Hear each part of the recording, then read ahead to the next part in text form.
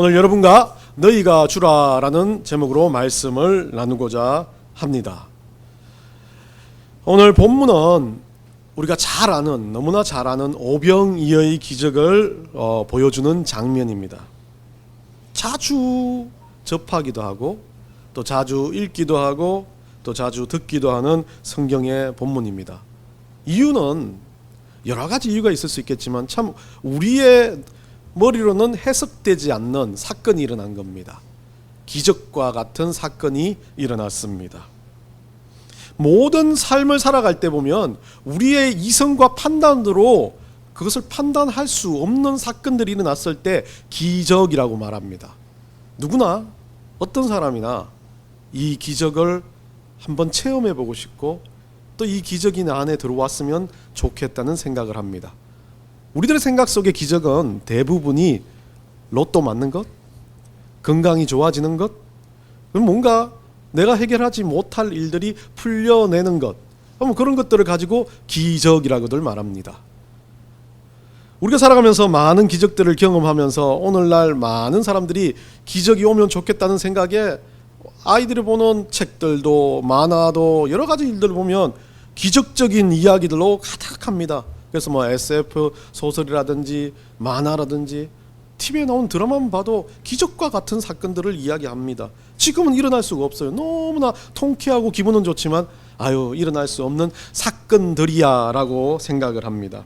그러다 보니까 우리의 기적의 출발들은 대부분의 기적이라고 말하는 것들은 우리의 가지고 있는 이기심에 기반합니다.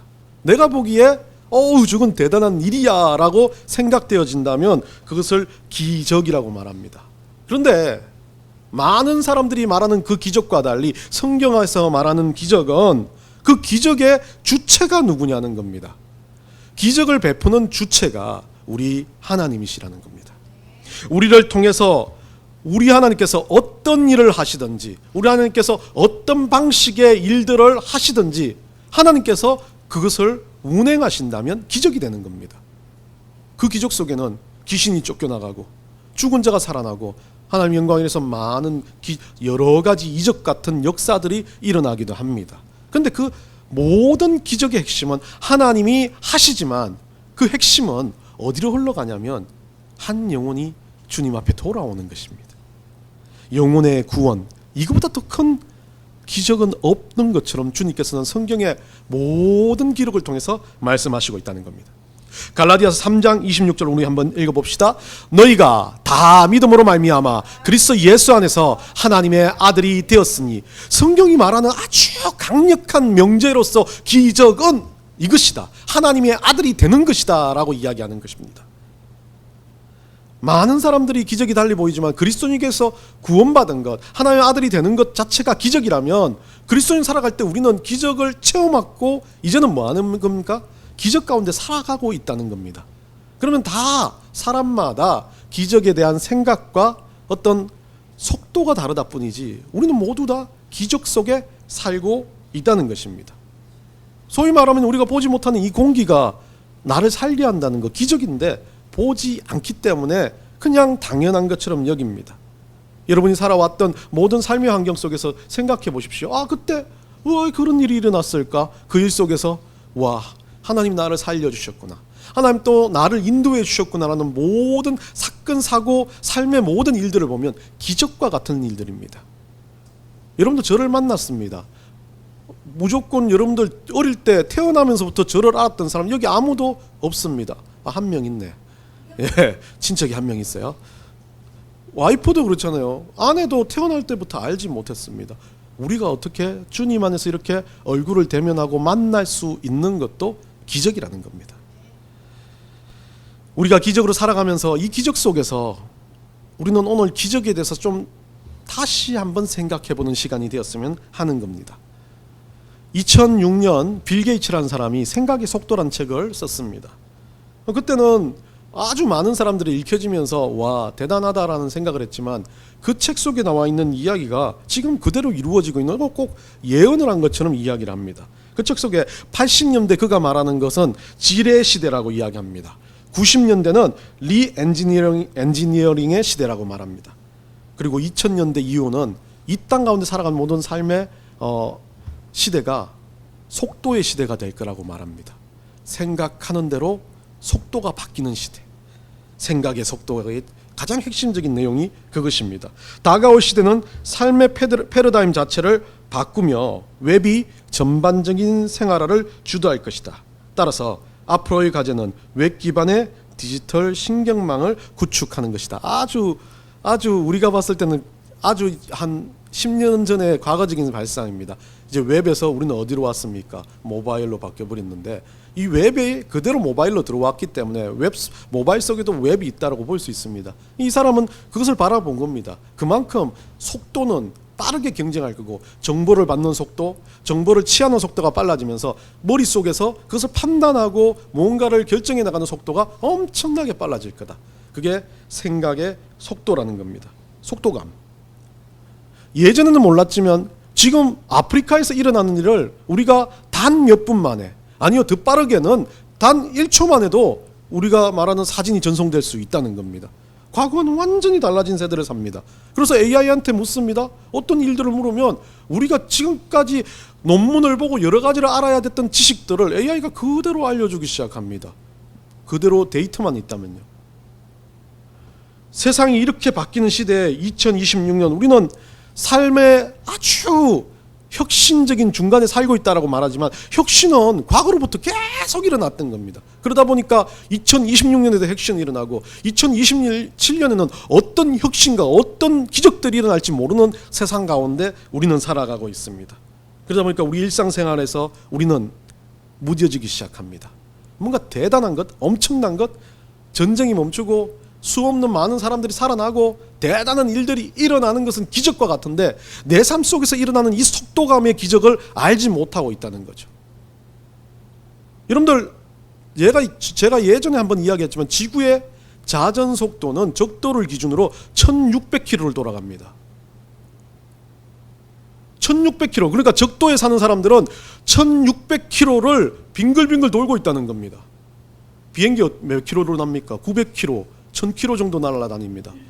그거 거의 1.5배, 1.6배의 속도로 날아다닙니다.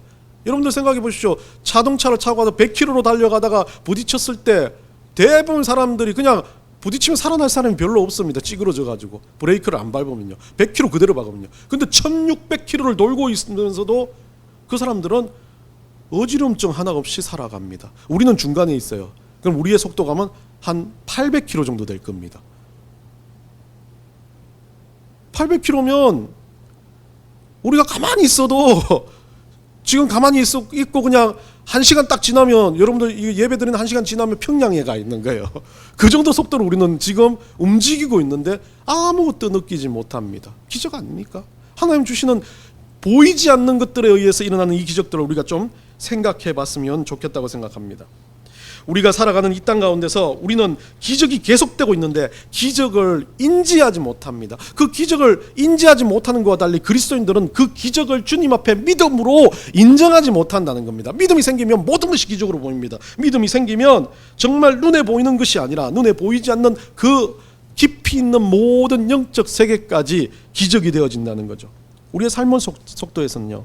이젠 달라져야 하는 게 오병이어를 통해서 우리가 배워야 될 것 중에 하나는 이 기적의 속도를 우리가 생각해 보는 겁니다. 다른 말로 하면 우리 주님께서 주시는 그 믿음으로 이 땅 가운데 우리가 달려가고 있으면서 어떤 것이 주님께서 주시는 기적인지를 발견하고 그것을 고백하는 것. 다시 말하면 믿음의 속도입니다. 기적의 속도는 믿음의 속도와 비례한다는 겁니다. 믿음으로 바라봤을 때 우와 하나님께서 주셨네. 이 좋은 만나, 이 좋은 하루, 이 아름다운 하루를 주셨다는 고백이 넘치는 순간 나의 믿음의 속도는 빨라지는 겁니다. 다 보이기 시작합니다. 그런데 아이고 힘들어, 아이고 재미없어, 허무해, 고막 탁 죽었으면 좋겠다 라고 생각하면 보이지 않습니다.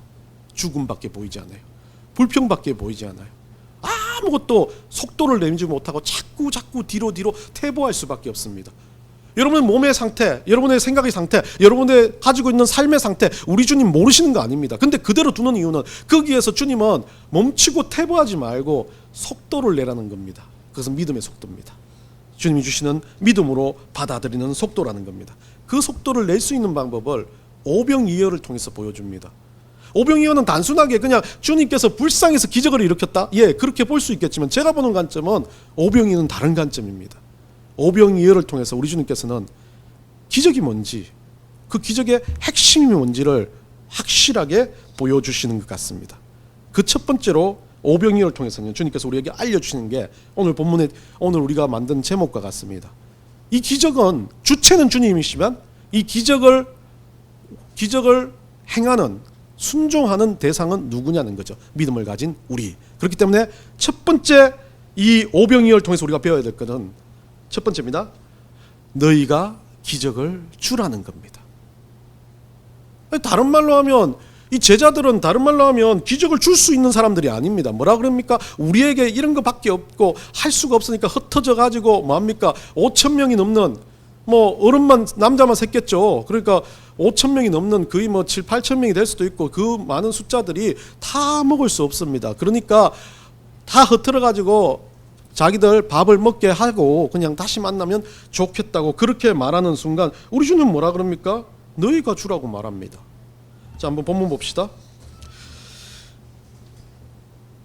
자, 15절에 보면 끝자락에서 너희가 먹을 것을 사 먹게 하소서. 그러니까 이 제자들이 5천 명이 있으니까 저녁 때가 되고 배가 고프니까 사람들이 흩어져서 마을에 들어가서 각자 먹을 거 구해오든지 먹고 와서 다시 그렇게 주님 말씀 듣게 하십시다. 그렇게 제언을 합니다. 제자들은 빈틈이 없어요. 상식적입니다. 맞지 않습니까? 이렇게 하면 이게 될 거다. 1 더하기 1은 2다라는 게 정확하니까 주님 이제 이렇게 됐으니까 주님도 힘드시고 예수님도 힘드시니까 우리 이렇게 일을 진행해 봅시다 라고 생각합니다. 이런 사람들은 기적을 못 봅니다. 상당히 이성적이에요. 상당히 인상적이에요. 맞습니다. 이성적이어야 할 때는 이성적이어야 됩니다. 그런데 말씀을 듣고 있고 주님 앞에 서 있습니다. 이 앞에 기적을 체험하고 이 제자들은 어떻겠습니까? 귀신을 내어 쫓고 정말 병든 자를 고치는 역사들을 경험한 제자들 아닙니까? 그러면 그 순간에 그런 믿음이 주님 앞에서 어떻게 나와야 됩니까? 가서 사 먹게 하는 것이 아니라 주님 앞에 먼저 이야기하면 주님, 저들이 배고파합니다. 주님 어떻게 주실 수 있지 않습니까? 로 가야 되는데 이들은 그러지 않았어요. 자기들의 판단에 맡깁니다. 대부분 우리가 실패하는 것 중에 기적을 일으키고 기적을 보는 것 중에 실패하는 것 중에는 계산적이기 때문에 그렇습니다. 계산을 하면 기적이 될 수 없습니다. 그건 다 뭐가 됩니까? 과학이 되고 이성이 됩니다. 16절에서 이게 나옵니다. 예수님 뭐라 그럽니까? 딱 그런 사람들에게 단호하게 어이구 그럽시다. 다 먹고 다시 모여서 우리 같았으면 요즘 같았으면 그래야 될 건데 예수님 뭐라 그럽니까? 굶어라고 이야기하지 않습니다. 너희가 줘. 너희가 먹을 것을 줘라고 그럽니다. 얼마나 제자들 황당합니까? 이성적으로 판단했기 때문에 그래요. 믿음을 가지고 바라본 게 아니라 내가 하는 계산법으로는 절대 안 되는 일인데 주님 왜 하라 그러는지. 그러면 여러분들 하는 태도는 뭡니까? 짜증납니다. 주님. 우리 주님은 보면 꼭 이럴 때만 그래요. 그러면서 주섬주섬 챙겨보는 것도 있고 막 찾아보니까 뭐 없는데 주라 그러니까 황당하지 않습니까? 제가 제일 자주 하는 말 톤 중에 하나가 아니? 거든요. 예수님이 이거 갖다 주라 그러면 예수님 그건 아니고요 이렇게 나올 거 아닙니까? 이 사람들 가룟 유다 같았으면 이 사람들 먹이려면 숫자 계산 나올 거 아닙니까? 여러분도 똑같지 않습니까? 이런 상황이 되면 예수님이 와 계신다 한들 예수님 좀 상식적으로는 안 맞습니다 라고 이야기합니다. 우리의 믿음은 거기까지입니다. 예수님을 상식으로 바라보기 때문에. 믿음은 상식이 아니라 내가 가진 틀이 아니라 그분이 하라는 대로 순종하는 것에 있습니다. 주라고 하는 그 대상이 누구든지 간에 먹을 것을 주라 하는데 먹을 것이 보이지 않습니다. 뭐 하라고요? 저 같으면 믿음에 너무 좋은 정말 믿음이 좋은 사람은 예수님이 주실 줄 믿습니다 하고 거기에 무릎 꿇는 사람. 또 어떤 사람은 어떤 형태입니까? 기도하면서 먹을 것이 와야 되겠다고.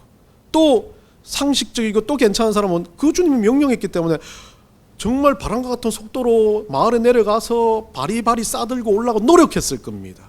이거라도 나눠 먹기 위해서. 그런데 제자들은 그 상황에서 보면 정말 아무것도 하지 않습니다. 그래서 17절에 뭐라고 나와 있습니까? 첫 번째요. 예수님 말씀을 믿음으로 행하라고 그렇게 말씀을 하는데 이들은 뭐합니까? 변명하고 기적하는데 17절에서 어디선가 구해왔습니다. 뭐를 구해왔습니까? 떡 5개와 물고기 2마리 뿐이니다 라고 말합니다. 자, 이 제자들의 현실은 이런 거예요. 저보다 더 심각해요. 여러분들 중에 뭐 TF 이렇게 하는데 T들은 계획이라도 할 거예요. 마을에 들어가면 저기 마을 근처에 뭐 어디에 가면 물고기 잠대도 있고 뭐도 있고 막 이렇게 생각도 하고 행동하는 파 또 뭐 막 행동하는 사람 행동도 했을 건데 제자들 12명 다 어쨌는지는 모르겠지만 가져온 건 이거밖에 없습니다. 우리는 이 땅 가운데 살아가면서요. 주님께서 기적 가운데 거하라. 우리는 기적 가운데 있다라고 늘 말하며 막 기도할 때도 주님 주시옵소서. 다 되는 것처럼 이야기합니다. 됩니까? 안 됩니다. 그럼 또 뭐가 합니까? 믿음으로 정신승리합니다. 안 주실 때도 있겠지. 근데 근본적으로 살펴보면 그 기도를 저는 깜짝 놀라는 게 여러분들 잘 아시는 법자 들어간 스님 한 분이 그렇게 말하더라고. 머리에 뭘 한 대 맞은 줄 알았어요. 그 법 스님이 그렇게 말해요. 기도는 자기의 것을 구하는 거 아니지 않냐고. 네 거 달라면 그게 어떻게 기도가 되냐고. 기도를 한다는 건 그 기도를 들어주시는 분한테 맞춰야 되지 않냐고. 그분이 뜻이 뭔지, 그분이 무엇을 원하는지를 맞추는 게 기도가 되지 않냐고. 와, 목사들보다 더 설명을 잘해요. 많은 목사님들이 그러잖아요. 기복적인 신앙, 그건 그 사람이 그래 말해요. 그런 것은 기도가 아니고 기복이다라고 이야기합니다. 여러분 돈 몇 푼 달라, 사랑관계 해결해달라, 여러 가지 문제 해결해달라 그러면서 우와 해결되면 기적을 맛봤네 할렐루야 이렇게 말합니다. 몸이 나오면 기적을 맛봤네 할렐루야 말합니다. 그런데 그 본질적인 것 주님께서 행하시니까 그 행함으로 인해서 역사가 일어나는 것을 보는 겁니다. 그게 기적입니다. 절대 우리는 변명해서는 안 됩니다. 주님 달라고 해서 주셨기 때문에 이게 기적입니까? 라가 아닙니다. 주님께서 주셨기 때문에 감사는 한데 이거 주님 뜻입니까? 라고 묻는 게 그리스도인이 돼야 되는 거죠. 주님 뜻이라면 받겠습니다. 그러니까 여러분들 절대 로또 안 주시잖아요. 주님 뜻이 아니에요. 하지 마세요 그냥. 저도 고민해요. 저거 내가 딱 받아가 기적적으로 하면 막 돈 계산까지 다 해요. 몇 분에 뭐 세금 몇 프로 떼고 이 정도면 내가 가가지고 이거 뭐 이 선교 하는데 얼마 뭐 하는데 얼마 그래도 좀 저는 목사니까 건설적으로 계산해야 되니까 선교 먼저 얼마 11조 그리고 또 다른 구제 얼마 이렇게 떼고 나머지 와 그 정도면 우리 빚 다 갚으면 할렐루야 이래 생각을 하고 있는 겁니다. 그게 기적입니까? 아닙니다. 예수님은 말합니다. 너희가 가서 주라고. 주는 건 뭡니까? 순종입니다. 아무것도 없어요. 할 수도 없어요. 이성으로 판단이 안 됩니다. 그런데 그 행동을 해라. 어거지라도 그 행동을 해봐라. 믿음으로 주님이 하는 행동들을 해봐라. 없는 것을 찾아가지고 구해가지고 어거지라도 해봐야 돼. 이거 가지고 어떻게 하지라고 고민하라는 겁니다. 예수님이요 떡덩이 가지고 떡 5개 물고기 2마리 가지고 고민해보라는 겁니다. 그거 가지고 어떻게 할지를. 우리 예전에 그런 거 있지 않습니까? 그 수통에 물 넣어가지고 목이 막 마른데 전우회를 시험하겠다 그러면서 마시라 그런데 마시면서 안 마시고 뱉고 마지막에 보니까 물이 그대로 들어있다. 아름다운 이야기를 합니다. 그렇게 해서라도 기적이 일어나면 기적이 되는 건데 이 제자들은 상식적으로 생각을 할 수밖에 없는 겁니다. 여러분 우리는 우리 뜻대로 되는 것 같지만 어떤 때 보면 우리 뜻대로 되는 게 아무것도 없습니다. 우리가 해결하려고 엄청 노력해서 해결이 됩니다. 근데 그 해결이 또 다른 어려움을 만들 수도 있다는 겁니다. 그렇다면 우리는 맡겨드리는 게 중요합니다. 순종하는 게 더 중요하다는 거죠. 자전거를 타보니까요 제가 알겠어요. 어릴 때 여러분 예전에 한번 이야기 들은 것 같은데 우리 저는 아버지가 자전거를 이렇게 훈련시켜주는 게 운동장에서 딱 한 번으로 마지막에 기억나는데 자전거를 그날따라 아버지 자전거가 엄청 큰 자전거인데 그 자전거를 아버지가 나보고 운전해보래요. 그 운동장 가운데서. 그러면 저는 뭐 자전거를 잘 못 탔으니까 아버지가 가르쳐준다고. 그래 열심히 하고 넘어지고 아버지가 붙잡아주고 그렇게 열심히 하고 있는데 아버지가 붙잡아주니까 너무 이게 이제 안 넘어가니까 힘이 생기잖아요. 그럼 밟으면 아버지 따라오기 힘드니까 아이고 하면서도 열심히 아버지가 잡아줬습니다. 근데 어느 순간 내가 이제 천천히 저으면서 보니까 아버지 붙잡고 있죠. 그러니까 아버지가 없어요. 저 뒤에 서 있어요. 이렇게 하고 있어요. 그러면 그 순간 어떻게 됩니까? 또다시 넘어집니다. 우리가 하는 행위는요 똑같은 거예요. 우리 아버지가 처음에는 순종하러 가르치지만 그 삶이 기적과 같은 그 삶이 그냥 계속 유지되고 있으면, 의심 없이 아버지가 나를 붙들고 있다는 그 믿음이 있으면 어떤 일이든지 그냥 앞으로 전진할 수밖에 없는 겁니다. 속도가 더 빨라지는 거지, 뒤를 돌아보지 않는 게, 하나님 믿음으로 행하는 건 내 식으로 내 생각으로 뒤를 돌아보지 않는 것이 기적이 되는 거죠. 여러분 눈앞에 기적이 일어나고 있습니다. 기적이 다가오고 있어요. 그런데 여러분들은 그 기적을 가지고 자기 것으로 판단하다 보니까 문제가 생겨납니다. 그러면서 그런 문제를 해결하는 것, 또다시 이야기하는 두 번째로서는요, 이 하나님은 우리에게 이 오병이어를 통해서 기적은 그냥 단순하게 내가 가지고 있는 나만의 이익의 부분이 아니라 모든 영혼의 만족을 이야기한 겁니다. 쉽게 말하면요, 기적은요 우리에게 주시는 영생이며 구원이라는 거죠. 이것보다 더 큰 기적이 없어요. 이 기적 앞에 서 있으면 모든 것이 거기 안에 들어가는 조미료와 같은 역할밖에는 안 된다는 거예요. 핵심의 재료는 영생이라는 겁니다. 핵심의 재료는 구원이라는 겁니다. 많은 영혼들을 만족시킬 수 있고 그 많은 영혼들이 정말 주님 안에서 바뀌어낼 수 있는 기적은 단 하나, 우리 주님이 원하시는 기적의 단 하나의 목표는 영혼이 살아나는 겁니다. 그런데 그들이 굶주려 있어요. 오병이어 기적을 보면 그들이 목마르고 굶주려 있는데 그들에게 떡 주는 것이, 그들에게 물고기 주는 것이 구원과 영생과 어떤 관련이 있냐는 거죠. 그래서 세 번째입니다. 이 기적들을요 오늘날 우리의 기적으로 만들어 가야 하는데, 가장 중요한 건 물고기 2마리하고 떡 5개입니다. 성경에서는요 마태복음 13장 47절과 요한복음 6장 35절에서 이렇게 말합니다. 다 같이 한번 읽어봅시다. 마태복음 10장 47절입니다. 또 천국은 마치 바다에 치고 각종 물고기를 모으는 그물과 같으니, 천국은 뭐라고 같다고요? 그물과 같고 물고기는 누구라고요? 우리 영혼들이라고 이야기하지 않습니까? 예수님이 요한복음 6장 35절에 예수께서 이르시되 나는 생명의 떡이니 내게 오는 자는 결코 줄이지 아니할 터이요 나를 믿는 자는 영원히 목마르지 아니하리라. 자, 이 물고기와 떡이 참 성경에는 중요한 단어로 쓰이지 않습니까? 떡은 생명의 떡, 예수님의 몸, 우리가 말하는 예수님께서 우리에게 살을 떼어주신 것 같은 것을 이야기할 때 떡을 많이 이야기합니다. 그리고 물고기 자체는 사람을 낚는 어부가 되게 하리라 라는 예수님의 그 명령처럼 천국에 들어가는 그 영혼들을 물고기로 이야기를 하고 있습니다. 그럼 오병이어를 그냥 단순하게 바라보는 것보다 하나님의 뜻으로 바라보면 그들이 가져왔던, 그 아이가 가져왔던, 도시락처럼 가져왔던 그 물고기 2마리와 떡 5덩이는 오병이어 맞죠? 그래서 떡 5개 물고기 2마리는 정말 한 영혼에 대해서 예수 그리스도의 생명과 같은 떡에 의해서 변화가 일어나는 것, 그것으로 인해서 뭐예요? 그냥 단순한 그 도시락 하나로 인해서 한 영혼이 살아나는 게 아니라 예수님이 축사하심으로 이것이 수도 없이 불어나기 시작하고 전파하기 시작하고 사람들이 전달되기 시작하면서 뭐가 일어납니까? 그 모든 영혼들이 예수 그리스도를 만나는 영생의 구원의 기적을 맛보게 되는 겁니다. 그게 바로 오병이어가 보여주고 싶은 핵심의 내용이죠. 떡은 구원의 기적입니다. 다른 말로 하면 이 떡을 통해서 우리는 예수 그리스도를 믿음으로 받아들이는 겁니다. 물고기는 다른 말로 하면 영혼이라고도 볼 수 있겠지만, 물고기를 저는 다른 걸로 생각해 보면 영양소적으로 제가 한번 찾아봤습니다. 저는 뭐 별 그건 없는데 물고기 속에서는 무기질과 뭐 여러 가지 다른 종류들의 영양소가 있답니다. 떡은 대부분 보면 그 안에 탄수화물의 중심입니다. 그래서 그 이스라엘 민족들의 주식은 떡하고 물고기입니다. 그래서 우리처럼 야채 이런 게 아니라 물고기 한 마리나 떡 한두 개 들고 다니면서 같이 먹는다는 거죠.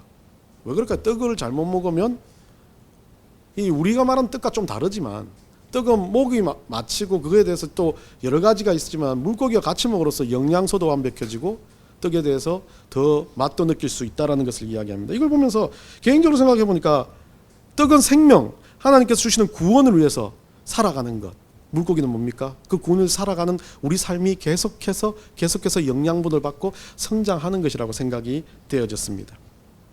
그렇게 결국 이 오병이어가 우리에게 전달되어주는 메시지는요, 오병이어를 통해서 우리 하나님께서는 우리가 이 땅 가운데 정말 구원의 기적 가운데 살아가라는 그 메시지를 이야기하고 있습니다. 오늘 마지막 구절 한번 봅시다. 20절요. 다 배불리 먹고 남은 조각을 12바구니에 차게 거두었으며 그리고 그들 앞에 이것들을 보이게 12바구니에 들어가게끔 보였다는 거죠.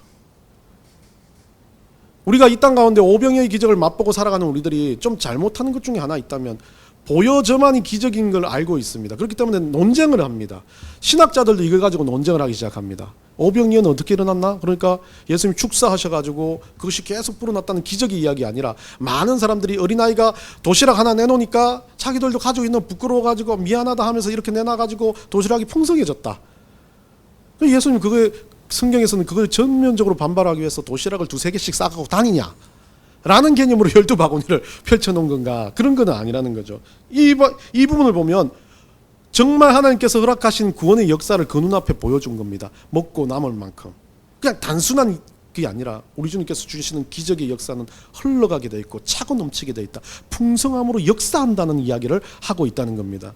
오늘 여러분과 좀 지루할지 모르겠지만 이 기적의 이야기 좀 더 재미있게 막 죽은 자도 살아나고 귀신도 쫓아내는 이야기를 구체적으로 하면서 재밌게 하면 좋겠지만 성경의 말씀은요, 여러분 재미있으라고 귀신 쫓아내는 이야기 적어놓지 않았다는 거죠. 재미있으라고 이 기적, 오병이어의 기적을 이야기하지 않았습니다. 재미로 적는 것이 아니라 이 이야기가 적혀져 있는 건 와 대단한 기적이 일어났다가 아니라 그 속에 구원의 역사가 흘러갔다는 이야기를 하고 싶은 겁니다. 많은 분들은요 마지막에 그 보여지는 12바구니를 통해서 어떻게 했습니까? 우와 주님께서 기적을 베푸셨네 라고 이야기하겠지만 아니요, 12바구니는요 그 기적을 들고 이제 또 그 기적의 역사의 무게를 들고 세상으로 나아가라는 겁니다.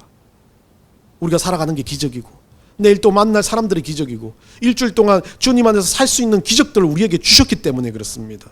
우리의 삶은 가서 주는 것입니다. 우리의 삶은 기적을 우리가 일으키는 존재, 기적몰이, 기적덩어리가 아니에요. 우리 자체가 기적이라는 겁니다. 그렇기 때문에 우리 기적이 세상으로 나아가 또 오병이어에서 남은 그 12강주리와 같이 살아가는 겁니다. 우리가 가는 곳에 또다시 12강주리가 생겨나고 우리가 살아가는 삶에서 또다시 12강주리가 넘쳐나는 역사, 그 풍성함의 역사가 기적 중에 기적인 겁니다. 에베소서 1장 7절 우리 다 같이 한번 읽어봅시다. 우리는 그리스도 안에서 그의 은혜의 풍성함을 따라 그의 피로 말미암아 속량 곧 제사함을 받았느니라. 우리가 정말 기적으로 받을 수 있는 것 그의 은혜의 풍성함, 그 은혜의 풍성함으로 인해서 우리가 주님 안에서 믿음으로 그리스도인이 된 것. 그래서 우리는 빚진 자의 심정으로 또 오병이어의 그 사건들을 이런 일들이 있을 때 복음 좀 들어봐, 예수를 믿으면 영생을 얻게 돼, 구원받은 백성으로 우리 살아갔으면 좋겠어 라고 으쌰으쌰 하며 살아가는 그 모든 것이 우리 삶에서 가서 주는 것입니다. 단순하게 기적을 보고 끝난 것이 아니라 기적이라고 생각하고 끝나는 것이 아니라 우리가 가서 주는, 정말 주님께서 원하시는 정말 구원의 기적을 알려주는 그런 하나님의 백성들 되시기를 간절히 축원합니다.